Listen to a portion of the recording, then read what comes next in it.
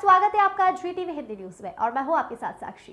आइए करते हैं इस वक्त की बड़ी खबर की शुरुआत। वलसाड जिले में भी गणेश उत्सव धूमधाम से मनाया जा रहा है और जिले के वापी में कई जगहों पर गणेश पंडाल बनाए गए हैं। हालांकि अब गणेश उत्सव सेवा गतिविधियों के साथ साथ जनजागरण का भी जरिया बनता जा रहा है और गणेश पंडालों में सेवा कार्य होते हैं।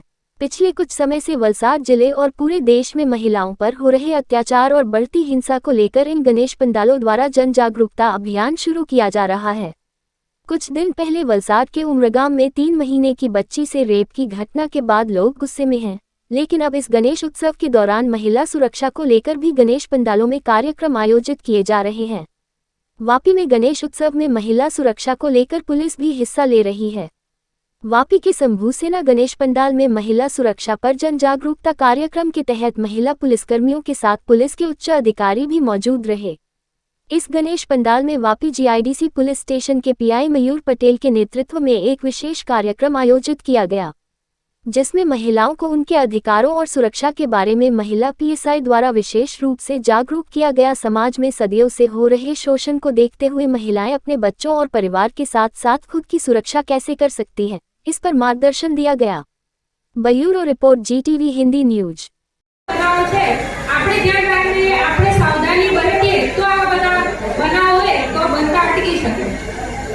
બીજો મહિલાઓને જે હેલ્પલાઇન નંબર છે મહિલાઓ માટે એમાં અભ્યામ ગુજરાતમાં છે અભ્યામ મહિલા હેલ્પલાઇન નંબર છે 181 એના ઉપર તો 24 કલાક એ નંબર ચાલુ જ હોય છે। તમે 100 નંબરની પોલીસ નંબર હેલ્પલાઇન નંબર હોય છે પોલીસ હેલ્પલાઇન એ બી તમે ડાયલ કરી શકો 100 નંબર ને સ્પેશિયલ મહિલાઓ માટે મહિલાઓને પ્રોબ્લેમ કે કોઈ બી મુસીબતમાં ફસાઈ હોય તો ડાયરેક્ટલી કોન્ટેક્ટ 181 181 નંબર ઉપર કોન્ટેક્ટ કરી શકે છે। 24 કલાક આ અભિયાન જાગૃતિ પ્રકાશ જોરાવલ।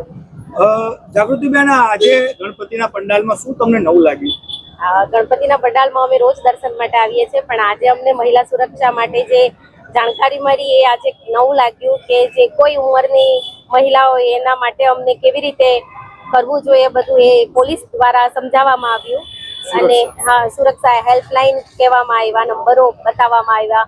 3 વર્ષની છોકરીમાં જે ઉમરગામમાં બન્યું, કલકત્તામાં બન્યું એ વિશે જાણકારી આપી અને અમને સમજાવવામાં આવ્યું કે તમારે કેવી રીતે રહેવું જોઈએ અને કેવી રીતે તમારા બાળકોને સમજાવવું જોઈએ એ બધું સમજાવવામાં આવ્યું। પોલીસનું જે અભિયાન છે કેટલું ફાયદાકારક છે લોકો માટે?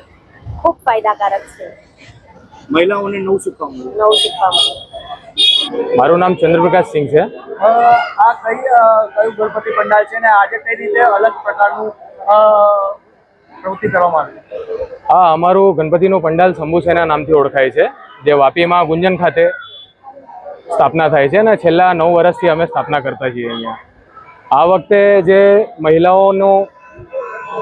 મહિલાઓને તકલીફો થાય છે, મહિલાઓને આવતા જતા રસ્તા ઉપર છેડતી થાય છે, તકલીફો આવે છે, તે માટે શું સમાધાન કરી શકાય છે એના માટે અમે એક સેમિનાર રાખેલું, જેમાં GIDC પોલીસ ચોકીની C ટીમ એની દ્વારા અહીંયા સેમિનારમાં બધી વિગતો આપવામાં આવી છે, જેમાં જણાવવામાં આવ્યું છે કે મહિલાઓને જે બી તકલીફો છે તે તકલીફો એ લોકોની કઈ રીતે દૂર કરી શકાય છે।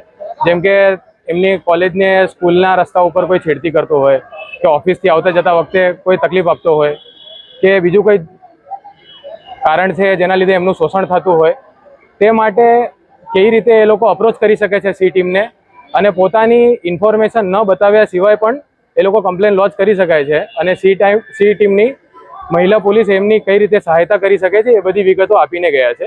તે માટે એના લીધે મહિલાઓની અંદર ખાસો ઉત્સાહ છે કે અમારા વાપીમાં બી C ટીમ કામ કરી રહી છે અને અમને કોઈ તકલીફ અગર આવે છે તો અમે C ટીમને કોન્ટેક્ટ કરી શકીશું। देश दुनिया की तमाम खबरों के लिए देखते रहिए GTV हिंदी न्यूज। चैनल को लाइक करें, शेयर करें और सब्सक्राइब करें। Welcome to our YouTube channel. Don't forget to like, subscribe and share the videos.